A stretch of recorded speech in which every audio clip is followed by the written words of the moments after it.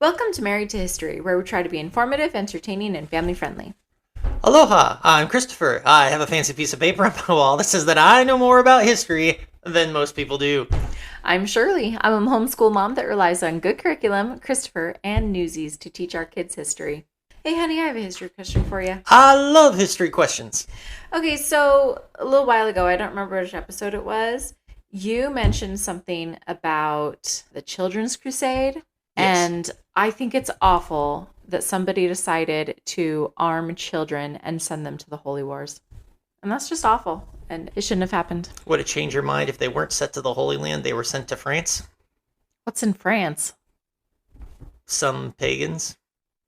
Were they children were sent to kill pagans? I Little kids? I do not remember all the details. It's been a while since I read about it. But yes, there was a children's crusade. Yes, they got children, various ages. I don't remember what the ages were. And if I remember correctly, they didn't go to the Holy Land for their crusade. They stayed in Europe. I think they only went, I don't remember. I don't even remember where it was formed. I want to say it was formed within the bounds of the Holy Roman Empire. And I think they went to the west. So either they went into other Holy Roman territories like German territories or Dutch or Belgian territories, or they went into French territory.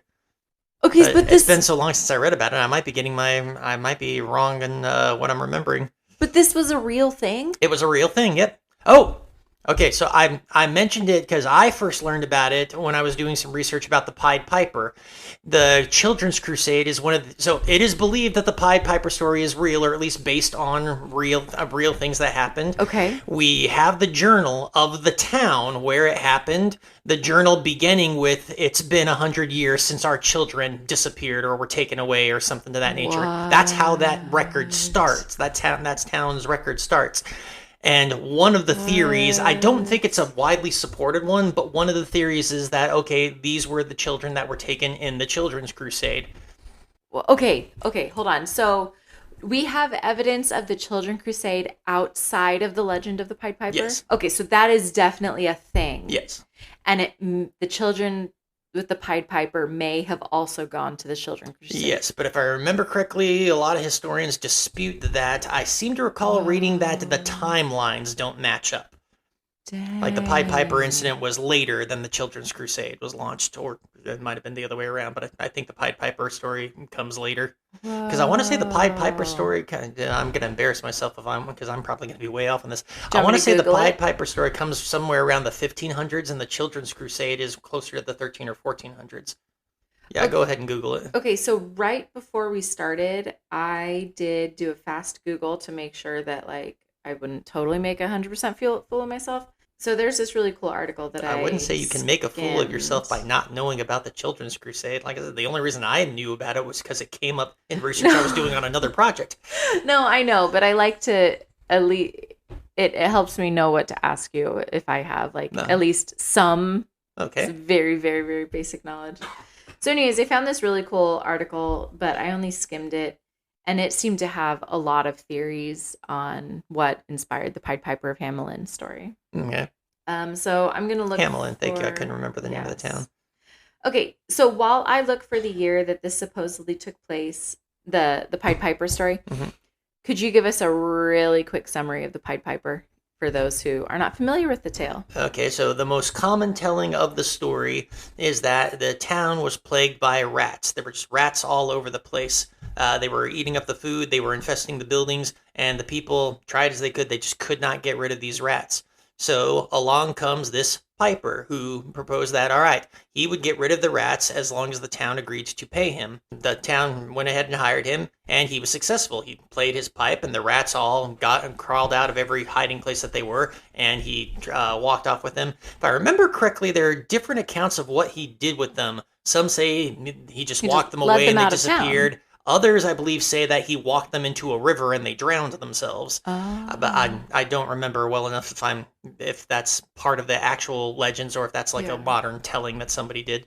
This is a Grimm story, isn't it? Wasn't the... I don't remember if the Pied Piper the Pied Piper tale comes out of the Grimm. Well, okay, it certainly wasn't based on Grimm, but Grimm might have been the guy who made it popular. I don't remember. Because he was just compiling stories anyways, or they were. I'll be honest, I do not know. I do not have memorized the canon of what was Grimm and what was not Grimm, or rather, what did Grimm make famous and what was already famous enough without Grimm. Yeah, I'm sorry, I distracted you. That's right. So Pied Piper goes back to the town, and the townspeople, for whatever their reason, they refuse to pay him. Some argue that, what you did was too simple, we're not going to pay you. Others said, it's like, well, you got rid of the rats, why do we need to pay you? What are you going to do? And so as reprisal or as punishment, the Pied Piper played his pipe again, but this time he lured all the children away with the magic of the pipe. Mm-hmm. And again, either they all disappeared or he might have I don't think he led them, or I don't think I remember any telling of him leading them away to be drowned. No, I thought they just disappeared. He took them, they disappeared. Yeah. So one of the theories was that that this was based on reality, and that the children disappearing was when they were rounded up for this children's crusade, supposedly. I cannot wait to talk about the children's crusade, but we're not there yet. Okay. Did you have something more to say? I knew I did. I was doing this fairly recently too, because I think the only reason you're asking me about this is because I was telling you about the research I did on it at the time. You gave me a teaser. It's been long enough now that I've forgotten most of the cool things. Okay, well let me read you what I found. Okay, so this is engraved on a plaque in the stone facade of the so-called Pied Piper house. It's a residence in Hamelin, dating to 1602. Apparently, there was a similar inscription etched on the building's window, even older than that. Mm-hmm. And it says, AD 1284, on the 26th of June, the day of St. John and St. Paul, 130 children born in Hamelin were led out of the town by a piper wearing multicolored clothes. After passing the cavalry near the Koppenberg, they disappeared forever. Okay, so I was way off on the dates then. No, you weren't. Oh, you said 15. 12. Yes. 43 or 1284. 1284, okay. Yes. And so then what you had quoted is indeed from the town's records. Mm-hmm. In 1384, it says, it is 100 years since our children left. Yeah. And then there's other records of it too around the town. But yeah, so 1284 is when this supposedly happened. And it's interesting that they have a month and day. So that would be in line actually with the other crusades. Okay. Yeah. All right. So Children's Crusade. Tell me about this insanity. Like little kids? Are we talking like 3-year-olds? Again, come on. I remember thinking that it was cool at the time, but I do not remember any of the details about it. Okay. Tell me what you do know. I remember that it's one of the theories for what happened to the kids of the Pied Piper, but like we've already discussed here, I don't remember where they went. I didn't even remember the time frame. I don't remember what their cause was either. But yeah, there was a Children's Crusade. This is what you get for waiting so long before asking me about something that I was telling you about. I'm sorry that I do not have this one memorized. This is so lame. You say that, yet I still wish to point out that you didn't know this was a thing before I said anything, and I still remembered some things accurately, apparently. But you're supposed to remember the things, so you can teach me the things. I remember so many other things. You're the type of person that would say, haha, I'm smarter than you because I know something that you don't know. I could know 50 billion things that you don't know. You could know one thing that I don't know, and you would say that you're smarter than me because of that. Well, yeah. That's childish. Yeah. It's a childish argument. Kind of like the children who had to go fight a crusade. Okay, well, what did you learn about the children in the Children's Crusade? Nothing, because I only skimmed the article, not read it. Oh, skimmed the article, not read it. At least I read it at the time. Did you though? Sorry if my memory isn't quite as good. Did you though? Because you can't prove it to me. Granted, I don't know if I read that article in particular. All right, I guess this is going to be another two-parter then, because you were very mean in teasing me about this Children's Crusade, and now you have no details for me. So you're going to have to research it again. I was mean? It was mean to tease me with this cool thing and then not be able to share. I probably tried sharing with you at the time, and you probably told me what you always tell me when I try to share with you. Yeah, that's fascinating. Or, honey, I don't care. You don't. I mean, that's what you do. If it weren't for this podcast, you would still just tell me to be quiet and go away. I do not. I nod and smile and pretend to listen. Thank you very much. Yes, I apologize. I was not giving you fair credit for the manner in which you ignored me. And actually, if I recall correctly, in this particular case, I probably said, stop, save it for the pod. I'm putting it on my list. That is entirely possible. But I don't remember how long ago that was. It was on the list, though. Awesome. Well, you have more homework to do then.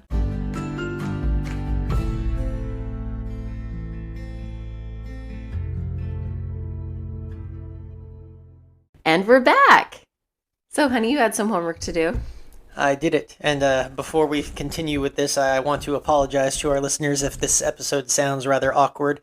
I am still, both of us are still recovering from a nasty bug that it has worked its way through our family for the better part of the last week. Exactly. And we're not 100%, and Shirley has just threatened my life that if I cough or sneeze or sniffle or something and don't stop talking to give her a clean break, that she will look at me funny, amongst other harsh penalties that are probably not suitable for this program.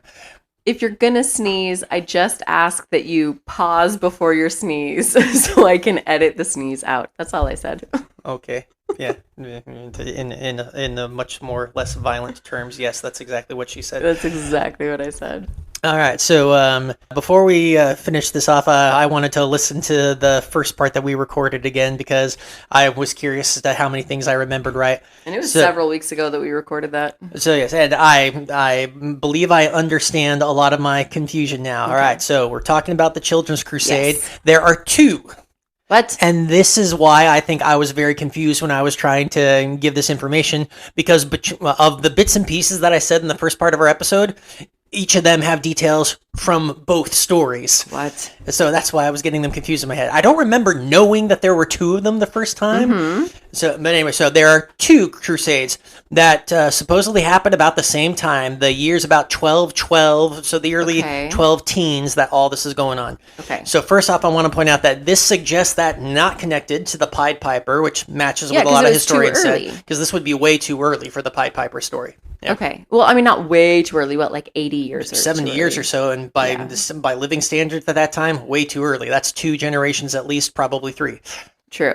So I can already feel my throat getting sore again. All right. The two stories also come out of 2 different locations. There's one that comes out of the Holy Roman Empire, like I thought. Okay. And then the other one, and this explains my confusion, the other one comes out of France. So it's not that they went to France, but it started in France. Okay. So I'm going to do the one out of the Holy Roman Empire, the one out of Germany first.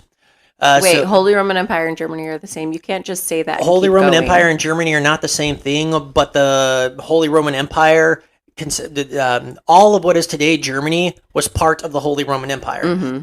Got it. But yes, the nation that is Germany isn't going to come into existence until the 1860s. So that's a long, long, long way from this time period. Yes. Yeah. So the Children's Crusade in Germany is started by a boy named Nicholas.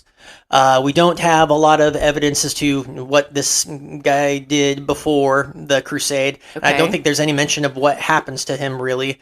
So a lot of the details that I'm going to give you, some of them are a bit more precise. Others are kind of lost and vague, and we still don't know what all happened. Okay. But the gist of Nicholas's story is that he believes that he is supposed to gather up a crusade, and they're supposed to go to the Holy Land and convert the people. His goal, though, being that this is going to be a peaceful one. They, not like other crusaders, they're not like past crusaders, they are not going to conquer and enforce. They will go and they will peacefully do missionary work and whatnot to convert the people in the Holy Land to Christianity. Hold on, and this was a child? So, okay, well, I'll answer that question a little bit later because this is going to be part of the details. Got it. So Nicholas begins his march down towards the coastline. He's headed for northern Italy, where he plans that they're going to go to the Holy Land from there. So as he's going south, he gathers a lot of followers. People are leaving their farms and whatnot, and they're flocking to him. Yep. Oh, okay, so I need to know if these are children. I apologize. I should get to this part first then. All right, maybe you want to edit the order of these events. This is important to me. All right. So we call them the Children's Crusades in history, but we have reason to believe that these were not actually children. Okay. The discrepancy comes in the two main sources that we have for this. Were both written in Latin, and both of them used a word that can mean children, but could also just mean essentially the lower classes, the poor, the workers, the farmers, things of that nature. Oh, so not even a young crusade, like young men, but you're saying like a poor crusade? Mm-hmm. Oh. So there may have been children. Odds are they were not entirely children. Odds are a lot of them were older youths, maybe still though. Okay. But yeah, it is more than likely that children or not, this was a crusade of poor people, not wealthy men, knights, landlords, things of that nature. That's part of the reasons for why they were peaceful. And this is also going to be part of the reasons for why they fail and they are not going to succeed in their objective. Oh. So Nicholas as he's marching south, he gathers a lot of followers, and they're flocking to his cause, his banner, as often people did for the Crusades, because he's appealing to the poor, the lower classes, or the children. Okay. He's getting a lot more volunteers and followers than the other Crusades were able to get. Mm-hmm. But the problem of their poverty is going to also be one of their greatest hindrances. He's gathering more people as they're marching, but he's also losing a lot of people as they can't get food, they can't find shelter, things to that nature. And so more than a couple of people just stop before they even get like halfway started on their journey, and they turn around and go home, or maybe even settle wherever it was they decided to stop. Wow. Nicholas's story, he loses an awful lot of people when they try to cross the Alps. That it's a dangerous crossing any time of the year. There's not enough food, for example. So a lot of people, they stop on the northern side of the Alps and they don't go any further. A lot of them turn around and head back home. Shoot. What few people do try to cross it, a lot of them don't survive. And a fragment, still a substantial number, but a fragment of what he originally had before crossing the Alps, make it into Italy.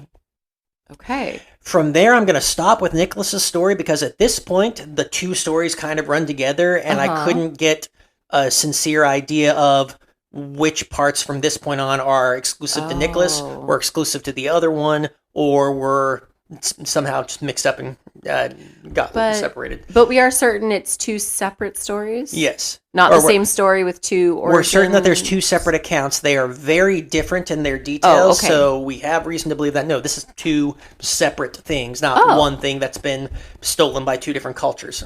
Got it. All right, so the one we have a little bit more detail on is the one that starts in France. This one is started by a young man named Stephen, and we know his source on this, or rather what he believes is his source. He believes that he is visited by Jesus Christ in the form of a peasant or a wanderer, who tells him, I have a holy purpose for you. I have a letter that I need you to deliver to the King of France.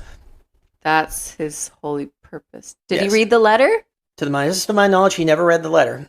So Stephen begins his journey, and as he does, he's telling people his story, and people are flocking to him. And so this is where I got confused and said, I thought they went to France. He's going to the King of France. He's not going to Jerusalem. Wait. Sorry. Where did he start?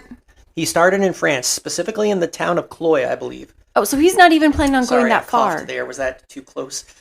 My problem is I started talking over your cough. Oh, okay. Sorry. So that's my fault. I should have been quiet. Okay, so where were we? Okay. So Stephen is going, he's in France, and he's just supposed to go to the King of France. Yeah. He's not going very far. And Stephen is a child. How old? Like 12 or? I do not remember his age, but I want to say he's in his early teens at the oldest. Okay. I might be remembering that wrong. But anyway, he does make it to France, and I believe... To the King of France. He's already in France. Sorry, he does make it to Paris, where the king is. Okay. I do not remember... I think there's two different accounts. I think there's one account that says the king doesn't see him at all. There's another account where, no, he does get an audience with the king. But in either case, the king does not take the letter and does not organize a crusade or anything, does not give them any kind of patronage. So undaunted, Stephen decides that, all right, well, we're going to do this thing ourselves. Really? And so then he turns to march south to Italy. But, and this was a detail that I might be remembering wrong. So he believes that when he gets to Italy, there's a specific city they're heading for. I don't remember which one, but it's in Italy, what at the time was Genoa, because Genoa was an independent state at the time. Okay. They're going to go down there, but he does not believe that they are going to board ships. He believes that the ocean will then part for him like it did for Moses, and he and his crusaders will walk to Jerusalem. Well, I mean, if Jesus appears to you and gives you a letter for the King of France, anything is possible. That's entirely possible. Says, this is a part where I might be getting my details wrong. That might have been that the whole ocean parting, that might have been part of Nicholas's story. But because they get that's two stories, got in my readings, they got confused once both parties get to Italy and their stories kind of mixed up together. Yeah. Okay. So that's what at least for the purposes of I'm telling, that's what Stephen thinks is going to happen. Is that they're going to get there and the ocean's going to part and they're going to be able to just walk across to dry land. And it worked. So that's awesome, right? You're killing me, Smalls. So before I was rudely interrupted by you again. Never. All right. So they do make it to Italy. And so from this point, I'm going to start talking about both groups as if it's the same story. Because all the possible outcomes that we're going to discuss, I'm not sure which ones happened to which ones. Yeah. And it's entirely possible that even the scribes that wrote it down didn't keep very good track of which happened to who. So the same thing like with Nicholas. Before he even gets there, a lot of them, because again, they're poor, they don't have food, they don't have lodgings, they can't pay for themselves, will turn around and go home, or will stop and settle down wherever it is that they decided to give up on the quest. You know what quitters do? They quit. And especially when they do get to Italy and the seas do not part for them, well, then he loses a lot of supporters. Yeah. If I remember correctly, though, in the historical records of Genoa, this is recorded as being a good thing because they were in a mad, desperate need of cheap laborers. And all of a sudden, Nicholas and or Stephen brought a whole bunch of people who were willing to work for dirt cheap. Yay! So this worked out very well for Genoa. And Genoa rejoices. From here, there's a couple of different outcomes. The bleakest of these outcomes is that some of them are eventually going to be able to find passage to the Holy Land. Two merchants in particular are going to offer the Crusaders passage to the Holy Land on the ships that they have. When the ships are loaded up and then leave, several of the Crusaders are going to die as the ships crash due to storms. Oh no. The others are not taken to Jerusalem. They are taken to Tunis, where they are sold into slavery to the Islamic empires in northern Africa at the time. Them. Yeah, happens a lot. Dirty. Still a form of the type of human trafficking that happens today. Young impressionable people are promised a ride to get their goals or their dreams or whatnot fulfilled, and then they arrive and they're sold into slavery. But they were trying to do a good thing in their minds. Yes, but they were doing the will of God, and they. Oh, and it is unfortunate. Bad things have happened even to people that thought, even that people that were actually doing the will of God. It's sad, but it happens. No, bad things never happen to good people. I don't believe your story. Tell that to the guy they crucified. What was his name? Something important. Moving on. All right. So that's one of the outcomes. Another outcome, the ever so slightly happier outcome, is that a lot of them, not being able to find passage or the seas not parting for them, decide to go to Rome next. Okay. So they go to Rome. Their goal here is to meet with the Pope and get his blessing. So one of the reasons why the Children's Crusade is not talked about a lot in history is because it was not an official crusade. In order to be an official crusade, you need to have a paper. It's called a papal bull. It's basically a signed fancy piece of paper from the Pope that says, yes, you are a crusade, and the church or God authorizes this or blesses you. Did it have a stamp that looked like a bull on it? I honestly don't know. Okay. So they get there, and supposedly they do have an audience with the Pope. Wow. But the Pope the Pope does not give them the papal bull. He does not give them permission. He does not authorize their crusade. He says, oh, I'm so proud of you for your bravery and your willingness. You should all be proud of yourselves. Go home. What? Yep. So from there... Betrayal. So from there, most of them that have stuck around this long do turn around and go home. Some probably do stay in Rome or settle down somewhere along the return journey to home. Yeah, who can afford to travel home? Some might still have gone on and found a way somehow to get to Jerusalem, but that's pretty much the end of the crusade. The records stop there. As far as history is concerned, all the people that were involved in the Children's Crusade were either sold into slavery, died in shipwrecks, or went home, or just settled down somewhere along the road. Yeah. Just an ignominious end. Wow. But nothing to do with the Pied Piper of Hamelin, then. Nope, nothing to do with the Pied Piper of Hamelin. The closest idea being that the people of Hamelin might have blamed a sudden jump in their youth running off and joining this crusade. But again, there's a good 70-year gap or so in between when the records say that the two children crusades we talked about happened and when the Pied Piper supposedly came by Hamelin. Wow. And I didn't look this up to find out what it was. So I knew the city where Nicholas started. I don't remember where it was off the top of my head, but I had wanted to look at, okay, where's his town and where is Hamelin? Like, was Hamelin even on the road he would have taken? But I didn't do that. You let me down. I let you down all the time. Missed opportunity. I'm a husband. That's what we do to our wives better than anybody else can. We let them down. Yep, it's sadly true. All right, well, thank you for doing that homework. That is fascinating stuff. It is.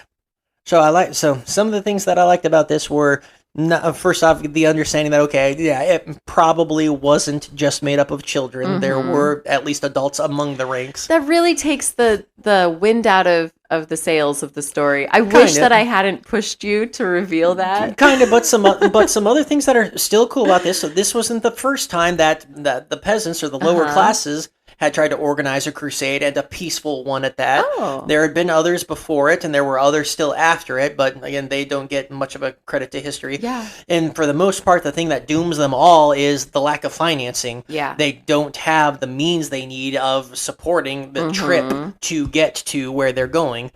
Right. So, yeah, it's a good lesson in the difficulty of campaigning as far as expenses are concerned, at least. Yeah. But I do think it has good endings in that, like even for the kids that unfortunately were sold into slavery, it's a good thing in that it teaches kids the dangers of going on these quests, these errands. This is a common thing that I think, not just in young people, but people in general, I think fall victim to this.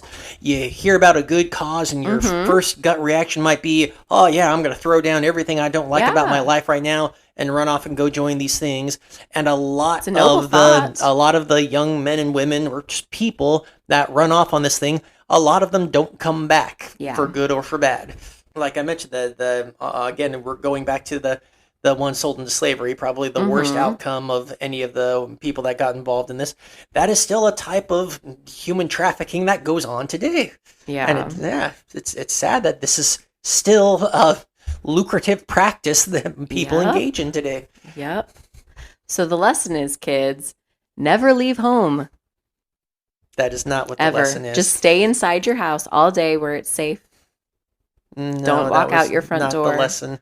That's Be the lesson. safe, yes. Maybe put a bit more thought into your hopes and dreams before you run off, and don't necessarily trust the first person you see who offers you a free ride. But what if you meet someone who says that they're Jesus and they give you a job to do? You definitely do the job, right? So that is not a fair question, because there are plenty of cultures. I don't think Christianity is one of them. There are plenty of cultures in the past that have had the gods visit you in human form and whatnot. And if you didn't go along with what it was, then you was in trouble. No, I know. Well, and I'm thinking in Christianity, not necessarily do we talk so much about or have tales of Christ himself visiting people, but angels for sure. You've got Joan of Arc. So I can't speak to every religion that is practiced out there today or otherwise, but at least if my limited knowledge on Christianity is concerned, there's that thing about you shall know good from bad by their works, by their fruits. So do a good check into a person's fruits before you accept their word that they are Jesus reincarnated or working for him or something of that nature, and before you run off on a crusade. But did this guy with the letter, did he have a basket of apples with him so you could check his fruits? I don't know. Well, I do not remember reading anything about a basket of apples. That would have made things more difficult.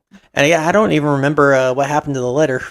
I don't remember reading an account of him like carrying it, of what he did with it after the king wouldn't receive it or anything to that nature. So no idea what happened to the letter, and I believe no testaments of what was written in it. Though now that I said that, I do think I remember reading one source that said no, the king did take the letter, but whatever it said, if he ever read it, we don't know. Yeah, we can just make assumptions. And this is going to be about 200 or so, about 200 or so years before, oh no, maybe even more than that. I'm getting my dates mixed up. This is going to be a while before Joan of Arc, so there's no reason that there's no precedent at this point in time for a French king to trust a young, poor peasant coming to his doors claiming to be God's messenger. I didn't even think of that. Yeah. All right, awesome. Well, that sounds great. I think we'll end there. Well, thank you for listening. If you liked what you heard, then please subscribe, tell your friends, and leave us a 5-star review. If you'd like to hear a future episode with more information about today's topic, contact us on Gmail, Facebook, Instagram, or TikTok at Married to History Pod. Also, please contact us if you have a silly question idea or if there's something from history that you would love to learn about. Just be sure to specify in your message if it's silly or serious, because we don't want to treat a genuine quest for knowledge like a joke. Talk to you next time. Bye. Bye-bye.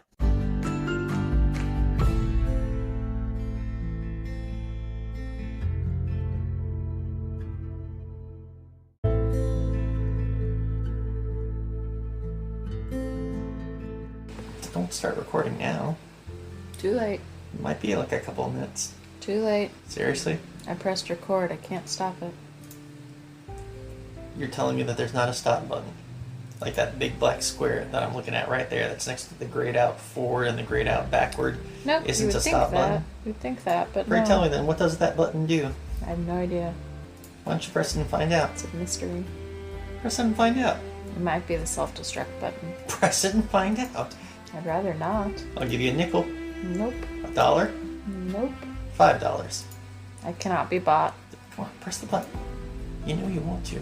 I can't go higher than $5, honey. I mean, what do you think we are, made of money? Mm-hmm. I'm a teacher. We don't make that much. Mm-hmm.